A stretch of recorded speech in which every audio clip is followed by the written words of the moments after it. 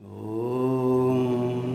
शन्नो मित्रः शं वरुणः शन्नो भवत्वर्यमा शन्न इन्द्रो बृहस्पतिः शन्नो विष्णुरुक्रमः नमो ब्रह्मणे नमस्ते वायो त्वमेव प्रत्यक्षं ब्रह्मासि त्वामेव प्रत्यक्षं ब्रह्म वदिष्यामि ऋतं वदिष्यामि सत्यं वदिष्यामि तन्मामवतु तद्वक्तारमवतु अवतु माम् अवतु वक्तारम्।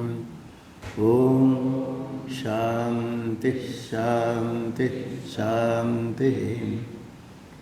ॐ सहनाववतु सहनौ भुनक्तु सह वीर्यं करवावहै तेजस्विनावधीतमस्तु मा विद्विषावहै। ॐ शान्ति। ॐ यश्छन्दसां ऋषभो विश्वरूपः छन्दोभ्योऽध्यमृतात् सम्बभूव समेन्द्रो मेधया शृणोतु अमृतस्य देवधारणो भूयासं शरीरं मे विचर्षणं जिह्वा मे मधुमत्तमा कर्णाभ्यां भूरिविश्रुवं ब्रह्मणः कोशोऽसि मेधया पीतः श्रुतं मे गोपाय। ॐ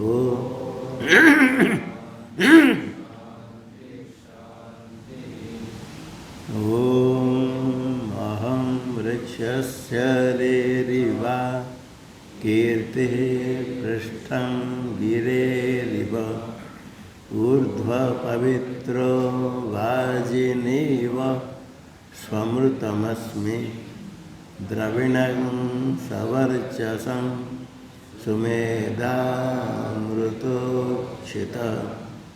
इति त्रिशङ्कुर्वेदानुवचनम्।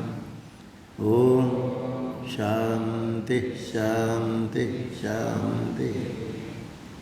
ॐ पूर्णमदः पूर्णमिदं पूर्णात् पूर्णमुदच्यते पूर्णस्य पूर्णमादाय पूर्णमेवावशिष्यते। ॐ शान्ति शान्ति शान्ति। ॐ आप्यायन्तु ममाङ्गानि वाक्प्राणश्चक्षुः श्रोत्रमथो यानि च सर्वाणि सर्वं ब्रह्मोपनिषदं माहं ब्रह्म निराकुर्याम् मा ब्रह्म निराकरोद निराकरणमस्त्वनिराकरणं मे अस्तु। तदात्मनि निरते य उपनिषत्सु धर्मास्ते मयि सन्तु ते मयि सन्तु। ॐ शान्ति शान्ति शान्ति। ॐ वाङ्मे मनसि प्रतिष्ठिता मनो मे वाचि प्रतिष्ठितम् आविराविर्मयेति वेदस्य महानिस्तः श्रुतं मे मा प्रहासि रनेन ते नाहोरात्रां संददाम्य ऋतं वदिष्यामि सत्यं वदिष्यामि तन्मामवतु तद्वक्तारमवतु अवतु माम् अवतु वक्तारम् अवतु वक्तारम् ॐ भद्रं नो अपि वातयमनः ॐ शान्ति शान्ति शान्ति ॐ भद्रं कर्णेभिः शृणुयाम देवाः भद्रं पश्येमाक्षवीर्यजत्राः स्थिरैरङ्गैस्तुष्टुवांसस्तनूभिर्व्यसेम देवहितं यदायुः स्वस्ति न इन्द्रो वृद्धश्रवाः स्वस्ति नः पूषा विश्ववेदाः स्वस्ति नस्तार्क्ष्यो अरिष्टनेमि स्वस्ति नो बृहस्पतिर्दधातु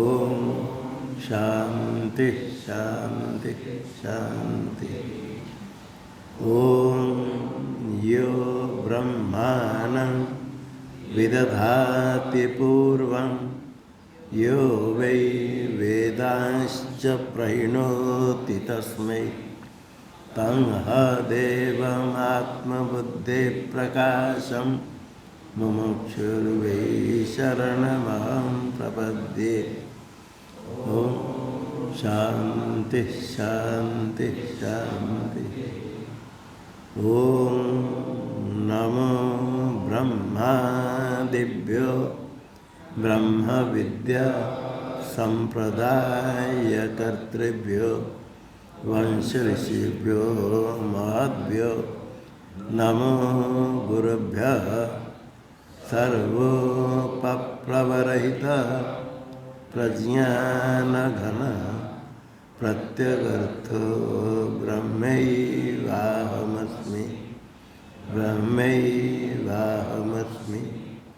नारायणं पद्मभवं वसिष्ठं शक्तिं च तत्पुत्रपराशरं च व्यासं शुकं गौडपदं महान्तं गोविन्दयोगीन्द्रमतास्य श्रीशङ्कराचार्यमतास्य पद्मं पादं च हस्तामलकं च शिष्यं तं तोटकं वार्तिककारमन्यं नस्मद्गुरुं सन्ततमानतोऽस्मि श्रुतिस्मृतिपुराणानामालयं करुणालयं नमामि भगवत्पादं शङ्करं लोकशङ्करं शङ्करं शङ्कराचार्यं केशवं बादरायणं सूत्रभाष्यकृतो वन्दे भगवन्तौ पुनः पुनः ईश्वरो गुरुरात्मेति मूर्तिभेदविभागिने व्योमवद्व्याप्तदेहाय दक्षिणामूर्तये नमः। ओम शांति शांति शांति। द्वितीय वस्तु अविद्याकृत है, क्योंकि जब अविद्या निवृत्त होता दिखता नहीं, जिस प्रकार तिमिर रोग से दिखता है द्वितीय वस्तु चंद्र, तिमिर रोग ठीक होने पर दिखता नहीं, किंतु पूरा पीछे कहता है ऐसा कहीं ज्ञान होने के बाद द्वैत नहीं दिखता है, ऐसा नहीं होता है। नैव न गृह्यते इति चेत्, ये सिद्धांति कहता है केवल ज्ञानी के लिए नहीं, अज्ञानी भी हमेशा अपने से भिन्न नहीं दिखता है। भिन्न पारमार्थिक को तो हमेशा दिखना चाहिए। सुप्त समाहित ग्रहणात्, पूर्व विषय कहता है सुप्त समाहित में ग्रहण नहीं होता है सुषुप्त अवस्था में। जैसे कोई अन्य आसक्त है, अन्य को ग्रहण नहीं किया, इसी प्रकार किसी में आसक्त है, सर्व सुख में आसक्त है, अन्य ग्रहण नहीं किया। इसके ऊपर यथा ईश्वर ये हो गया था, यथा ईश्वर हो गया था। आगे अन्यासक्त से भी तद व्यतिरिक्त आदर्शन है भी, जो अन्यासक्त है, ईश्वरासक्त है, ईश्वर से अतिरिक्त नहीं दिखता है। बाण बना रहा है, कुछ कार्य कर रहा है, उससे अतिरिक्त नहीं दिखता है, किंतु जो कार्य कर रहा है उसको दिखता है। तदर्शन में अस्ति, अन्य व्यतिरिक्त आदर्शन में भी, भिन्न का दर्शन नहीं करने पर भी जिसमें आसक्त है उसको तो देखता है। और सुषुप्ति में क्या है? सुषुप्ते तो न किंचित अज्ञान शीशम, उठने के बाद क्या तो कुछ नहीं पता चला, कुछ नहीं जानता, सबका ज्ञान था। इति प्रत्ययात, उठने के बाद से प्रत्यय होता है, स्मरण होता है, तो सुषुप्ति में कुछ भी किसी का भी ज्ञान नहीं था। सुख से आप आत्म तादात्म्याद, सुख भी आत्म तादात्म्य हो, उसका भी ग्रहण नहीं होता है। अज्ञान से व्यतिरिक्तत्व निर्वाचनात्, अज्ञान आत्मा से भिन्न ऐसा नहीं। सुख जो है आत्म तादात्म्य, आत्मा आत्मरूप हो, सुख अलग नहीं है। और अज्ञान भिन्न ही नहीं, अज्ञान को देखता है करेंगे, वो भिन्न भी नहीं, किसी को नहीं देखता है, अपने से भिन्न किसको नहीं दिखता है। अज्ञान को देखता है, वेदांति कहते हैं अज्ञान, तो अज्ञान तो व्यतिरिक्त तो अनिर्वचनात्, अज्ञान आत्मा से कोई भिन्न ऐसा नहीं। अतः तात्विक द्वितीय भावादेव ग्रहण, वास्तव कोई द्वितीय है ही नहीं। द्वितीय कोई नहीं होने से अग्रहण सुषुप्ति में, द्वितीय कोई वास्तव है ही नहीं। जिसको तुम कहते हो वो भिन्न वास्तव नहीं है। जो सुख आसक्त कहते हो स्वरूप सुख, सुख आत्मस्वरूप आत्मा से भिन्न नहीं। और अज्ञान को देखता है तो अज्ञान का स्मरण करता है, किंतु अज्ञान अपने से भिन्न नहीं। वो ज्ञान तो अनिर्वचन, भिन्न नहीं, अभिन्न नहीं, उभय नहीं करेगा। अज्ञान भी व्यतिरिक्त नहीं, व्यतिरिक्त तो निर्वचन नहीं होता है। तात्विक द्वितीय कोई नहीं होने से ही अग्रहण। सिद्धांत कहता है न सर्वाग्रहणात्, सर्वेशम अग्रहण, सर्वस्य किसी का भी ग्रहण नहीं होता है। सुषुप्त, अच्छा पूर्व पीछे कहता है सुषुप्ति में अनुपलम्भात असत्व, सुषुप्ति में किसी का द्वैत का ग्रहण नहीं होने से नहीं है, ये आपने कहा वो ठीक है, अच्छा युक्ति है। सुषुप्ति से तो अनुपलम्भात असत्व, जागृत सपने में अन्य दिखता है, इसे सत्व। सुषुप्ति में अन्य नहीं दिखता है तो असत है। तभी जागृत स्वप्न और उपलम्भात द्वैत से सत्वम, ये भी युक्ति। सुषुप्ति में नहीं दिखता है तो असत है, जागृत स्वप्न में दिखता है तो द्वैत से सत्वम, क्यों न सत हो जाएगा। दिखता है वहाँ नहीं दिखने से यदि नहीं है, यहाँ दिखता है तो सत्व मानना पड़ेगा। ये कहता है पूर्वपक्षी, जागृत स्वप्न और अन्य से ग्रहणात् सत्वमेव इति चेत्, यदि सुषुप्ति में अग्रहणात् असत, जैसे जागृत स्वप्न में अन्य दिखता है इसे सत होगा।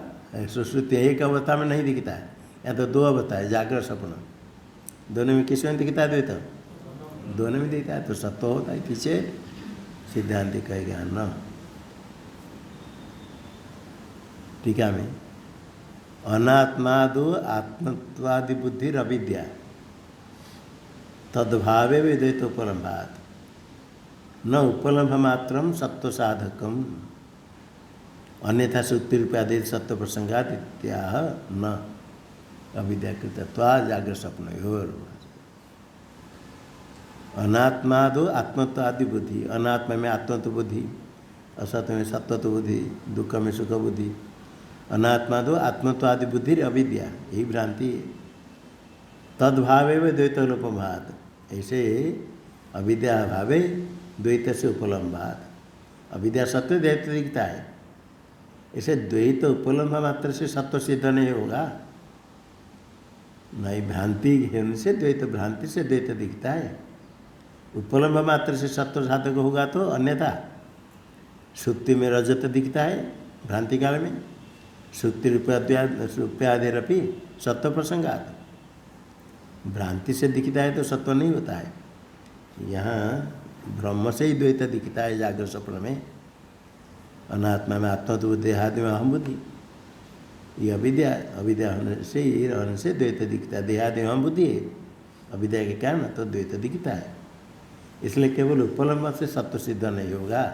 सिद्धांत कहता है न अविद्याकृतत्वा जागृत स्वप्न, जागृत स्वप्न दोनों अविद्याकृत, वास्तव है ही नहीं। तो अविद्याकृत जागृत स्वप्न में अन्य दिखता है, इतने मात्र से नहीं होगा। यद अन्य ग्रहणम जागृत स्वप्न, जागृत स्वप्न तद अन्य ग्रहण, अन्य का ग्रहण होता है, तद अविद्याकृतम, अन्य ग्रहणम अविद्याकृतम, अविद्या होने से अन्य दिखता है। अविद्या भावे भावात, यहाँ अविद्या अभावे अभाव से पाठ है नया में भावात, हाँ खंडन, अविद्या भावे भावात, अविद्या सत्य सत्वात, अविद्या होने पर ही दिखता है। ये तो पाठ अभावे अभावात ये भी निकलेगा पदच्छेद, किंतु टीका में जैसे बात तद्भावे द्वैतोपलम्भात, तद्भावे उपलम्भात हो तो अविद्या भावे भावात। और वनमाला पुस्तक समझते हैं अविद्या भावे भावात, ऐसा अन्वय किया। अन्वय बताए अविद्या सत्य उपलम्ब सत्वम, और अविद्या अभावे अभावात ये व्यतिरेक बहिरेव द्रष्टव्य, ऐसे वनमाला टीका में कहा। अविद्या अभावे अभावात ये व्यतिरेक भी आ जाएगा। जो पाठ है अविद्या भावे भावात, टीका के अनुसार भी तद्भावे एवं द्वैतोपलम्भात, अविद्या भावे भावात, और अविद्या भावे अभावात ये भी हो जाएगा। तो इसको पाठ में अविद्या भावे भावात रह करके खंडाकार तो नहीं है, है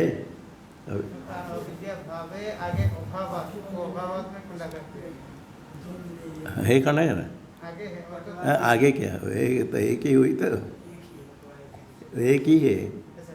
अविद्या भावे अभावात है, खंडाकार अवग्रह है। हाँ, ऐसे अवग्रह पाठ है। तो उसमें वनमाला समर्थ पुस्तक में अविद्या भावे भावात, वनमाला टीका के अनुसार ये अविद्या भावे भावात। उसमें टीका में देखा अविद्या अभावे अभावात, ये व्यतिरेक व्यतिरेक बहिरेव द्रष्टव्य, ऐसे टीका में होगा। उसे अवग्रह अविद्या एक अवग्रह है ना, हाँ अभी तो एक ही था चाहिए। अभावात को अवग्रह रखा है, ठीक है। अभावा रहे तो अविद्या अभावे अभावात, किंतु ठीक है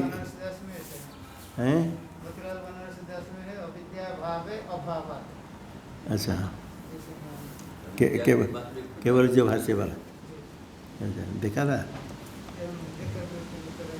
अच्छा हाँ ठीक है। ऐसा वनमाला टीका में देखा अविद्या के बाद एक खंडा का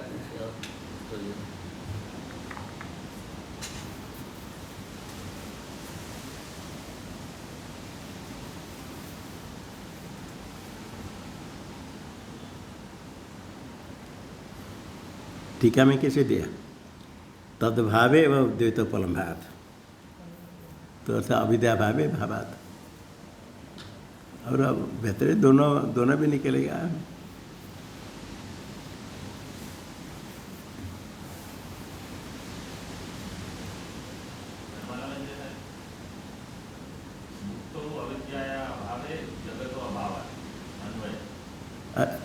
नहीं अविद्या अभावे अभावात ये अन्वय दिया,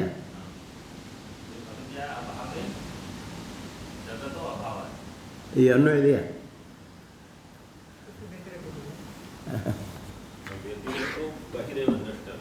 तो ये वो तो व्यतिरिक बाहिर दर्शक तो ठीक है क्या, किंतु उसको अन्वय कैसे क्या? तो अभी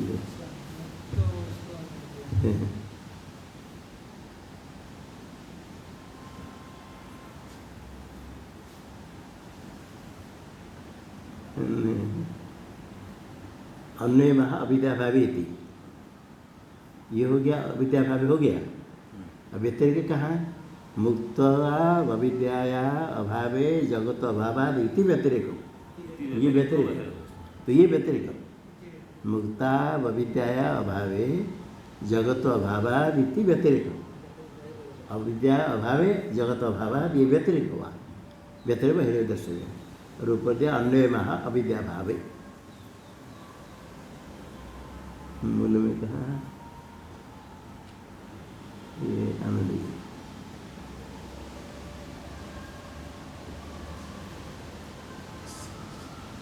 ये तो वर्ष है जी, हाँ, इसमें अपग्रह भी रखा है अविद्या भावे भावा। टीका में इसमें दे दिया, टीका में दे दिया, पहले तो नहीं दिया।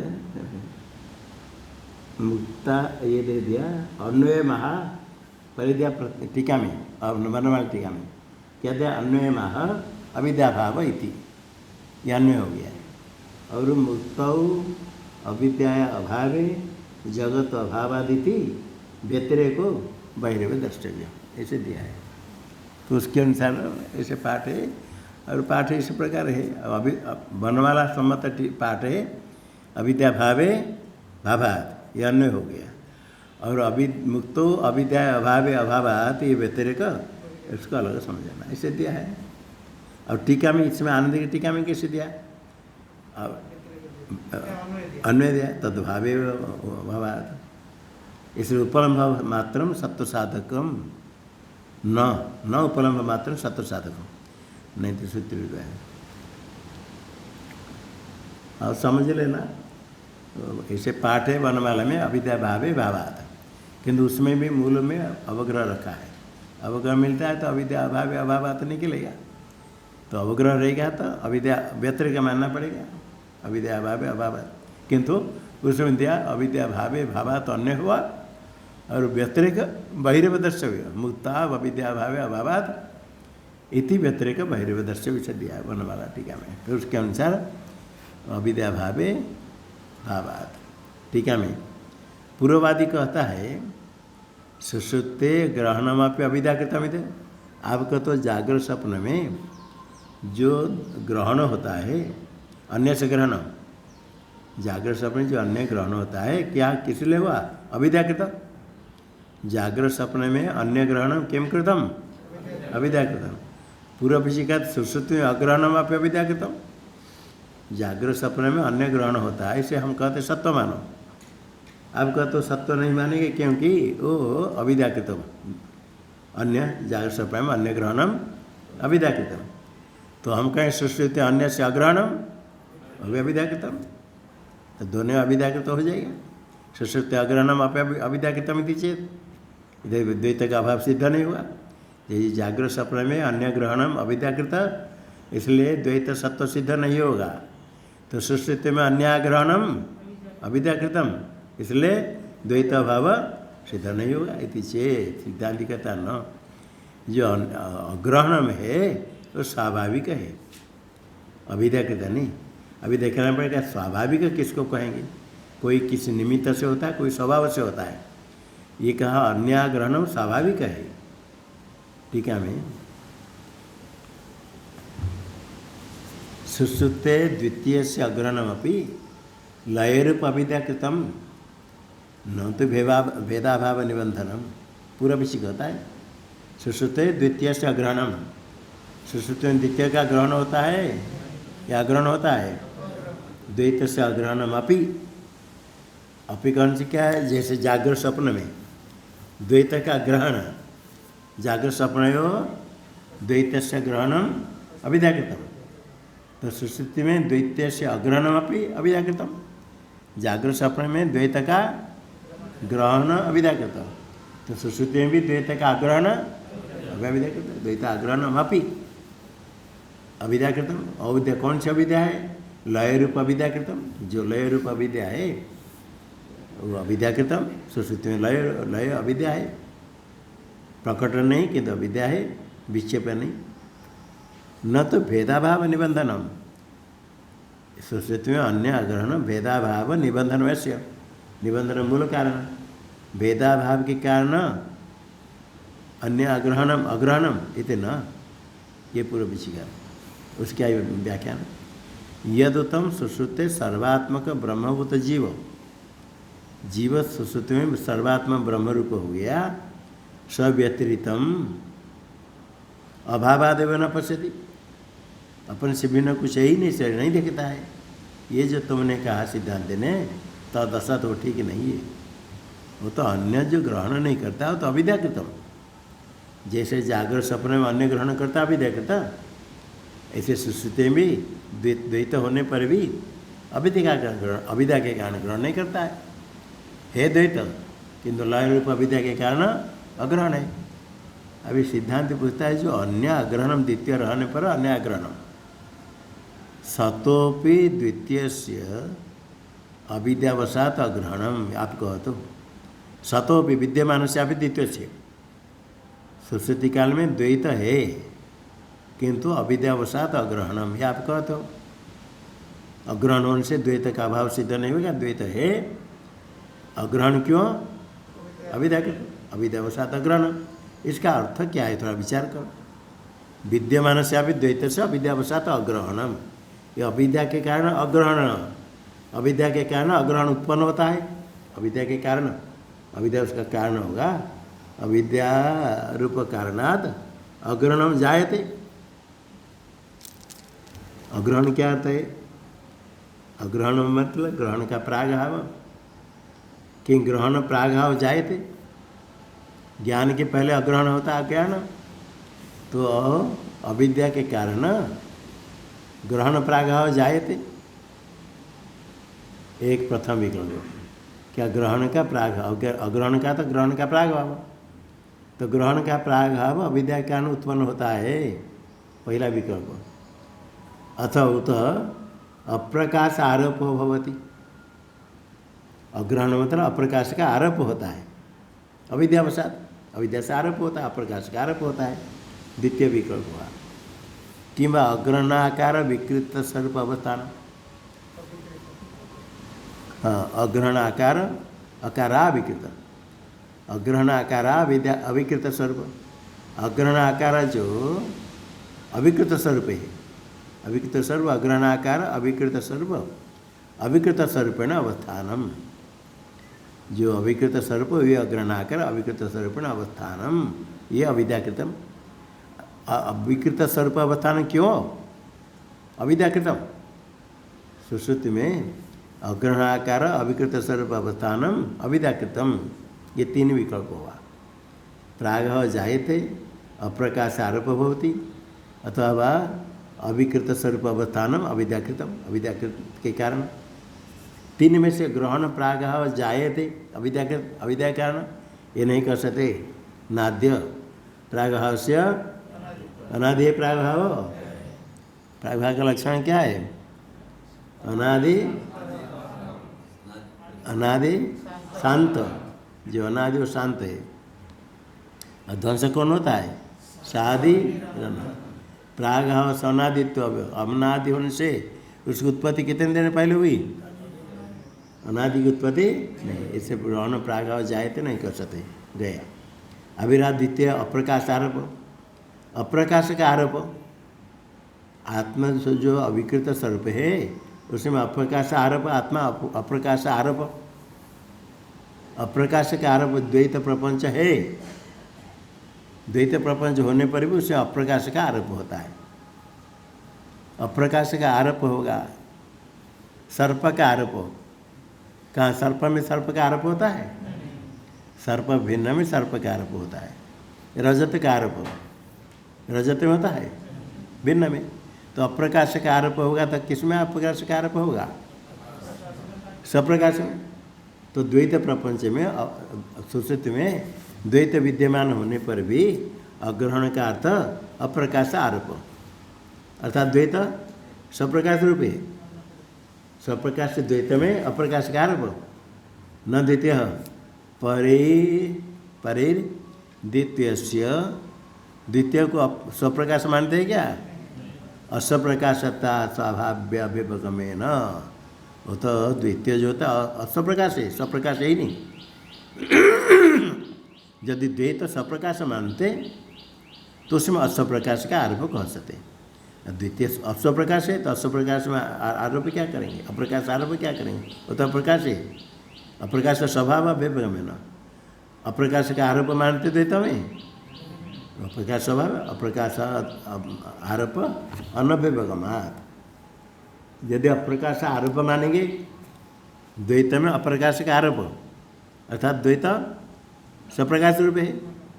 द्वैत स्वप्रकाश हो गया तो आत्मा से एक हो गया, शरीर स्वप्रकाश ब्रह्म हो गया, एक है और भेद नहीं रहेगा।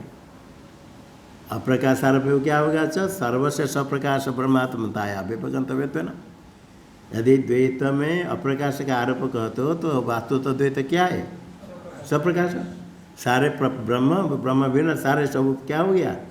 स्वप्रकाश ब्रह्मात्मताया अभिभगंतव्य मानना पड़ेगा।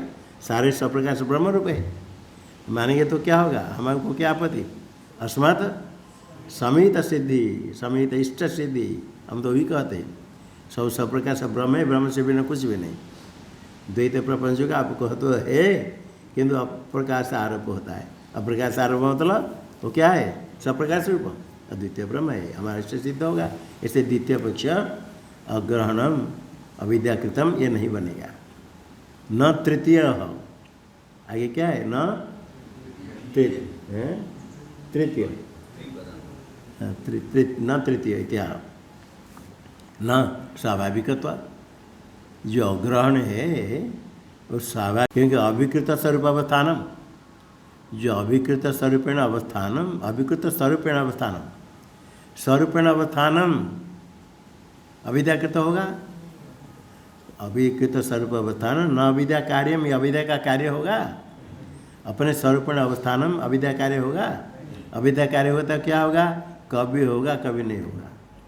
यह स्वरूप अवस्थानम कब होता है? स्वरूप अवस्थानम, स्वरूप अवस्थान कब होता है? हैं? हमेशा होता है या कभी कभी होता है? स्वरूपेण अवस्थानम, आत्मा अपने स्वरूप से किस समय रहता है? कभी अस्वरूप अवस्थान है, आपको मालूम है या नहीं हो? स्वरूप आत्मा तो स्वरूप अवस्थान है, इसलिए अविद्या कार्यम नहीं, क्योंकि अनागंतुकत्व तो वो तो आगंतुक ही ना। यदि कार्य होगा तो क्या होगा? आगंतुक होगा, कभी होगा कभी नहीं होगा। वो हमेशा जो रहता है इसको कहेंगे अविद्या कार्य। अविद्या कार्यम स्वरूपावस्थानम अभिकृत स्वरूपेण अवस्थानम अविद्या कार्यम भवति, कस्मान् भवति?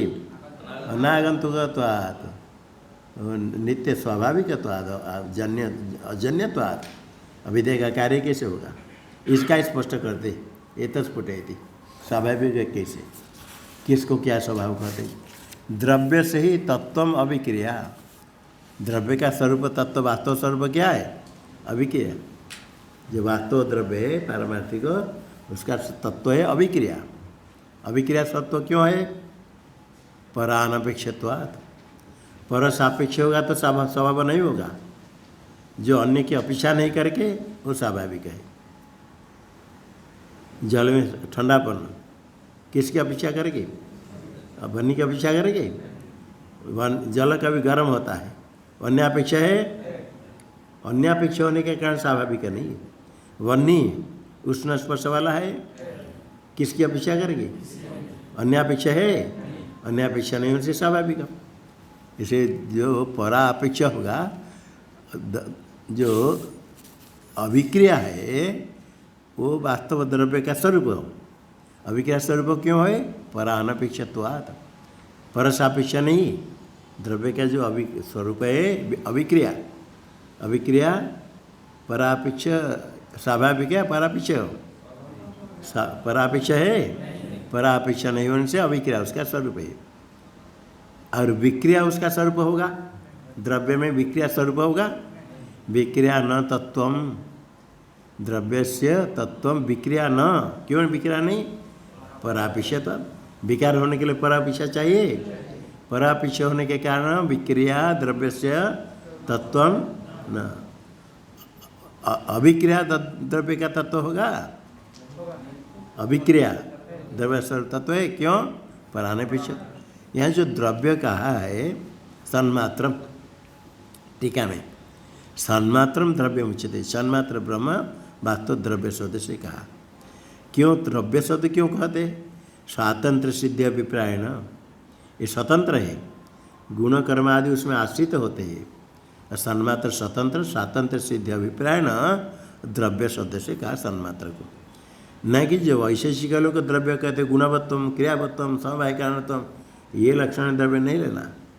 द्रव्य का लक्षण तो तर्क संग्रह में आया है, गुणवत्तम द्रव्य, हाँ द्रव्य तो द्रव्य तो जाति मतम, समवाय कारणत्म गुणवत्तम बा, इसे दे दिया, देखो लक्षण बता दिया। वैशेषिक अभिप्राय न, क्रियावत् गुणवत् समवाय कारण द्रव्यम, गुणवत्तम द्रव्य से लक्षणम, क्रियावत्व भी द्रव्य का लक्षण हो, क्योंकि क्रिया द्रव्य में। और क्रियावत्व लक्षण दिया नहीं का तर्क संग्रह में, क्योंकि क्रिया स्वयं अनित्य है, तो कभी है कभी नहीं, तो क्रियावत्व नहीं आएगा ऐसे करके। और लंबा करेंगे तो हो जाएगा कर्म समान अधिकरण, ये द्रव्य तो अभिजाति में। और एक समवाय कारणत्व, समवाय कारणत्व द्रव्य से लक्षण, किसी भी द्रव्य में समवाय कारणत्व रहेगा। ये जो लक्षण दिया वैशेषिक अभिप्राय से, ये द्रव्य नहीं लेना। जहाँ भाष्य में कहा द्रव्य से तत्व अभिक्रिया, ये तत्व आत्म सन्मात्र ब्रह्म, ये द्रव्य नहीं लेना, माना भावात, ऐसे प्रमाण नहीं। आत्मा में द्रव्य हो, उसे क्रियावत्व रहेगा आत्मा में, निष्क्रिय में क्रियावत्व नहीं रहेगा, निर्गुण में सक्रिय तो होगा। इसे क्रियावत्वम गुणवत्वम, निर्गुण में गुणवत्वम आएगा, निष्क्रियत्व गुणवत्वम, निष्क्रिय ब्रह्म में क्रियावत्वम आएगा, निर्गुण ब्रह्म में गुणवत्व आएगा। इसलिए लक्षण ब्रह्म में नहीं घटेगा, इसलिए वो माना भवात। ठीक है, नहीं मूल में नहीं कारकापेक्षम वस्तुन तत्व, जो अन्य कारक की अपेक्षा करके जो होगा तत्व, वस्तु का वास्तव स्वरूप होगा। अन्य कारक की अपेक्षा करके तो वास्तव स्वरूप होगा, वस्तु तत्व नहीं। सत्व विशेष कारकापेक्ष, सत में कोई विशेष होगा, विद्यमान वस्तु में कोई विशेष होगा। कैसे विशेष होगा? किसी कारक, कर्ता कर्म करण आदि कारक सापेक्ष होकर के विशेष होगा। निर्विशेष स्वरूप है, विशेष होगा कारक की अपेक्षा करके, कारक सापेक्ष। और विशेष क्या है? विक्रिया। सत में विक्रिया कारक सापेक्ष होगा, कारक की अपेक्षा करके विक्रिया होगी। तो आत्मा में क्या विशेष होता है? जागृत स्वप्नश्च ग्रहणम विशेष। जागृत स्वप्न में यही विशेष है। क्या विशेष है? ग्रहणम, द्वैत का ग्रहण होता है, ये विशेष होगा। जो जागृत स्वप्न में ग्रहण हुआ विशेष हुआ, जो विशेष होगा वो कारक सापेक्ष है या स्वाभाविक हो? कारक सापेक्ष होगा। यदि अस्य न अन्यापेक्षम स्वरूपम तत्स्य तत्व, यदि यस्य न अन्यापेक्ष स्वरूपम, अन्यापेक्ष स्वरूपम न, अन्य सापेक्ष स्वरूप नहीं होगा तो उसका तत्व होगा। जागृत स्वप्न में द्वैत का ग्रहण होता है, अन्य सापेक्ष है या अन्य अनपेक्ष? अन्य सापेक्ष होने से द्वैत उसका तत्व स्वाभाविक नहीं।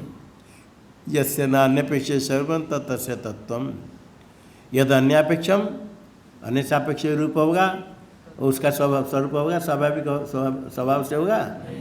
यद अन्यापेक्षम न तत्व, तत्व नहीं। अन्यापेक्ष तत्व क्यों नहीं?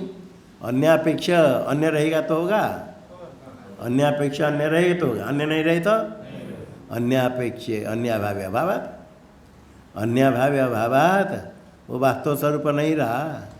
जो अन्यापेक्ष स्वरूप वो तत्वम न, कस्मात अन्याभावे अभाव, अन्य नहीं रहता, नहीं रहता। जो कभी रहता है कभी नहीं रहता है, उसका तत्व कहेंगे।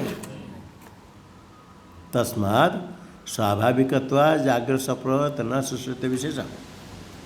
स्वाभाविकत्वात् कस्य अग्रहण से, अग्रहण स्वाभाविक, द्वैत का अग्रहण स्वाभाविक, अन्य सापेक्ष नहीं। स्वाभाविकत्वात् कस्य स्वाभाविकत्वम, अग्रहण से स्वाभाविकत्वात् सुश्रुते, वो अग्रहण कोई विशेष होगा, सुश्रुति में अग्रहण कोई विशेष होगा, क्यों नहीं, अन्यापेक्षा नहीं। अब विशेष कौन होता है, जागृत स्वप्न विशेष होता है। जागृत स्वप्नवत, जागृत स्वप्न विरिव, जागृत स्वप्न में क्या होता है, अन्य ग्रहण, अन्य ग्रहण विशेष होता है।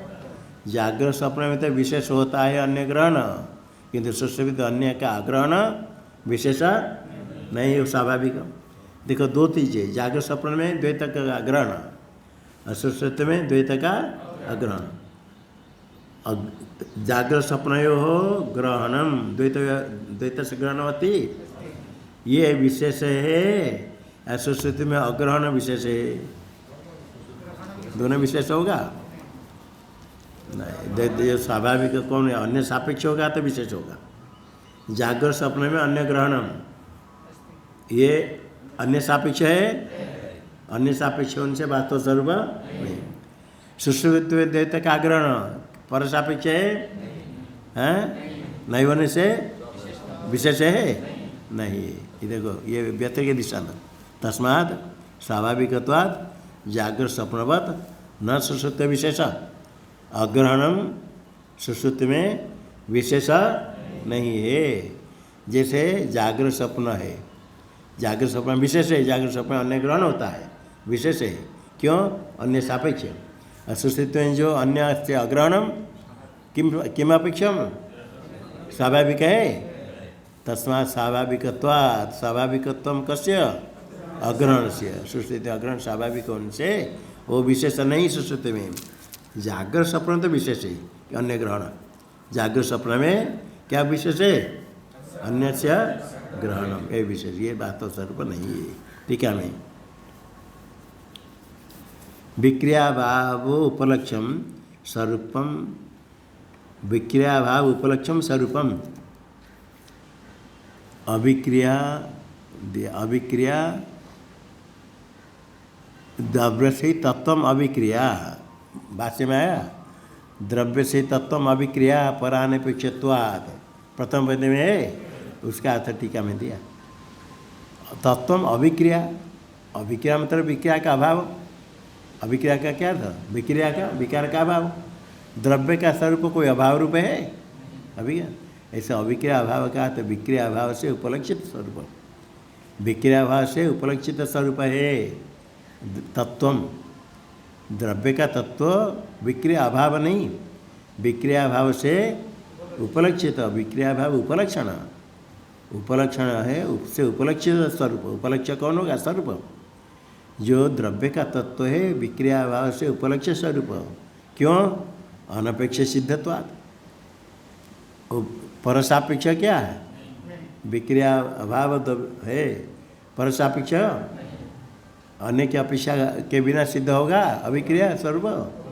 अनपेक्ष सिद्धत्वात्, अनपेक्ष सिद्धत्वात् जो विक्रिया भाव से उपलक्षित स्वरूप है द्रव्य का तत्वम, अनपेक्ष सिद्धत्वात्। ग्रहणादि विक्रिया न स्वाभाविकी परापेक्षत्वात्, ग्रहणादि विक्रिया, ग्रहण भ्रांति आदि है जो विक्रिया करना प्रवृत्ति आदि स्वाभाविक है आत्मा में, क्यों नहीं, परापेक्षत्वात्, परसापेक्ष है। जो परसापेक्ष होगा स्वाभाविक, स्फटिक लाल दिखता है, किसके कारण, रक्त जपाकुसुम पास में, परापेक्ष रक्त में आए, स्फटिक में, स्फटिक में जो रक्त वर्ण है परापेक्ष, वो स्वाभाविक है। देखो स्फटिक लोहित्यवत, स्फटिक लोहित्यम, लोहित से भाव लोहित्यम, रक्त रूप दिखता है, परापेक्ष है, इसलिए स्वाभाविक नहीं। जो परापेक्ष स्वाभाविक नहीं है, और द्रव्य में जो अभिक्रिया है वो स्वाभाविक है, हाँ, अभिक्रिया स्वाभाविक, विक्रिया स्वाभाविक नहीं। यदुत्तम अनपेक्ष सिद्धत्वात्, ऊपर का द्रव्य से तत्व अभिक्रिया परानपेक्षत्वात् का अर्थ किया टीका में अवयवी अनपेक्ष सिद्धत्वात् विक्रिया भाव से उपलक्षित स्वरूप है द्रव्य अनपेक्ष सिद्धत्वात् यदुतम अनपेक्ष सिद्धत्वात् अभिक्रियत्वमिति तस्फुटयति अनपेक्ष सिद्ध होने से अभिक्रियत्वम द्रव्य से तत्व अभिक्रियत्वम विक्रिया भाव। तो इसमें स्पष्ट करते यदि यस्य नानपेक्ष स्वरूपम तत्स्य तत्वम जिसका स्वरूप अन्य अनपेक्षा न अन्य सापेक्ष न उसका वास्तव स्वरूप ही होगा। हाँ द्रव्य से ही स्वरूपम यस्य स्वरूपम अन्य अपेक्षम न तत्स्य तत्वम जो अन्य सापेक्ष होगा वो उसका तत्व नहीं होगा अन्य भाव अभाव। इसलिए सुश्रुति काल में जो अग्रहण है इसको जो पूर्व पीछे ने कहा वो अभिव्याकृत नहीं तो स्वाभाविक है। हाँ जागृत स्वप्न में जो अन्य ग्रहण होता है वह अभिव्याकृत है। एवं समते चित्त सत्ता व्यतिरिक्त ईश्वर से बहेतर अभावात् जो ईश्वर है चित्त सत्ता व्यतिरिक्त ईश्वर चित्त स्वरूप से भिन्न कोई ईश्वर है। समत वेदांत मते चित्त सत्ता व्यतिरिक्त ईश्वर से भयहेतु अभावात् भय हेतु नहीं रहेगा तो अभय हो जाएगा विद्वान। अभयम विदुष संभवती विद्वान में अभय संभव अभयत्म संभव अभय हो जाएगा इति उपाद्य। अद्वैतवादी मत है द्वैतीय का पक्षी पाठ है क्या द्वैतीय का पक्षी है द्वैतीय का है द्वैतीय कौन है लिखा द्वैतीय का बनेगा द्वितीय रूपेण ग्रहणम। अच्छा तो जैसे देवता तो द्वितीय रूपेण ग्रहण करने से द्वैत हो जाएगा। और द्वितीय कहेंगे तो क्या है द्वितीय न गृहते थे द्वितीय द्वितीय मतलब पुराण प्रत्यांत किंतु पुराण प्रत्यांत नहीं करे पुराण प्रत्याय लोप करके द्वितीय न ग्रहण में ऐसे करें द्वैत तो ऐसे करके द्वैत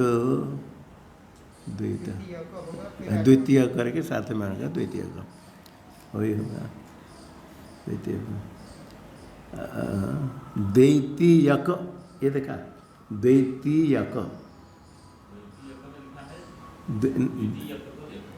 अच्छा द्वैतीयक नहीं द्वैतीय खाली द्वैतीय नहीं मिला। हाँ ठीक है हाँ द्वैतीयक को द्वितीय को दिखाने के लिए बना तो द्वितीय को बना करके द्वितीय को बनाया अर्थात वही है द्वितीय को जैसे बना द्वितीय को बन जाएगा द्वितीय को बनेगा साथ में अनुग्रह द्वितीय बन जाएगा। केवल द्वैतीय शब्द नहीं मिला क्या द्वैतीय शब्द नहीं मिला ना द्वैतीय शब्द नहीं मिला ना। हाँ तो ठीक है इसलिए द्वितीय क्या है तो द्वितीय बना द्वैतीय हाँ द्वितीयक ना द्वितीय को बनाए ना द्वितीय को बना करके द्वितीय को बना।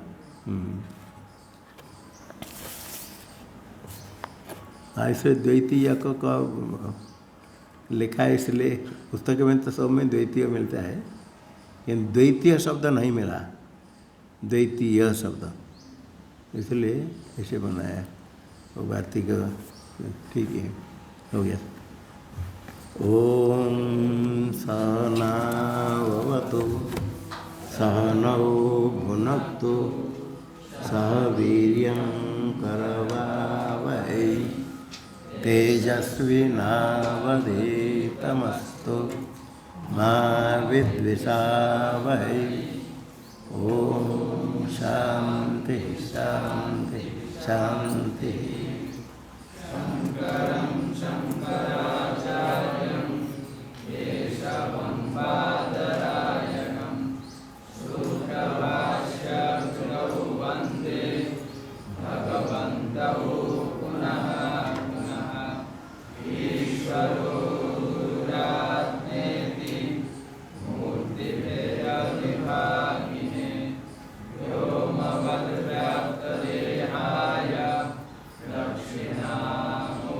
ये